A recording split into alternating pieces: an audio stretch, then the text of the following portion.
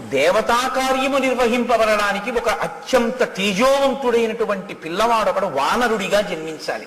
నువ్వు వానర కాంతగా ఉన్నావు కాబట్టి నా తేజస్సుని మనసా చేరుస్తాను. అప్పుడు నువ్వు ఆ తేజస్సుని లోపల వానరంగా వృద్ధి చేసి ప్రసవించవలసి ఉంటుంది. ఆ వానర రూపంతో వచ్చినటువంటి ఆ తేజో రూపం రేపు రామకార్యానికి ఉపయోగపడుతుంది. కాదు తదనంతరం లోకంలో రామచంద్రమూర్తిని నమ్ముకున్న ప్రతిభాన్ని రక్షిస్తుంది. యుగాలు మారిపోయిన అంతటి మహానుభావుడు ఇప్పుడు పుట్టవలసి ఉంది. వీర్యవాన్ బుద్ధి సంపన్న తవ పుత్రో భవిష్యతి, మహాసత్వో మహాతేజ మహాబల పరాక్రమ, లంఘనే ప్లవనే చైవ భవిష్యతి మయా సమః.